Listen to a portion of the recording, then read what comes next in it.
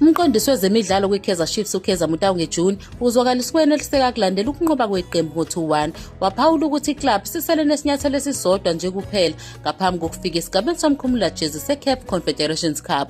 Ngemva kokuqinisekisa ukunqoba okulandelanayo bebhene neZesco United, kwalandela lokhu kunqoba kwangesonto ntambama enkundleni iPeter Mokaba Stadium. Izinkunzi zaseSoweto manje sezizibeke endaweni enhle kakhulu phezulu ku-Group D. Isikhulu saleli qembu siqhamisa umzamo omkhulu odingekile ukuze kutholwe lamaphuzu amathathu.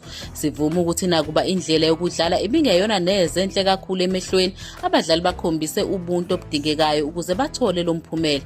Uveza ukuthi nakuba ukunqoba ngamagoli amabili bekungaba isisekelo sokuqinisekisa ukudlulela phambili ngalolo suku, ukuzimisela nesibindi esikhonjiswe yisquad kuqinisekise ukuthi ikusasa labo lisezandleni zabo njengoba bebheka osukwini lokugcina lwemidlalo.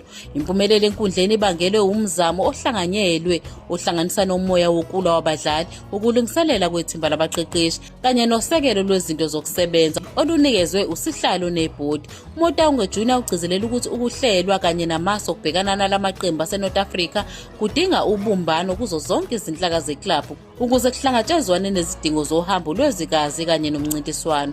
Nangaphezu komoya omuhle okhona, ubuholi busaqaphile buphawula ukuthi ukubalwa kwamaphuzu eqoqo okuxubile kusho ukuthi kusenomsebenzi omkhulu okusamele wenziwe. Ukugxila manje sekubheke kakhulu ohambeni oluzayo luye Egypt olubhekwa njengomsebenzi omkhulu wokugcina. Iclub ihlose ukuhlehlisa noma yikuphi ukugubha kuze kube yilapho indawo yabo emzukwaneni olandelayo isiqinisekisiwe ngokusemthethweni ngemuva komdlalo onengcindezi enkulu eCairo ngeviki elizayo.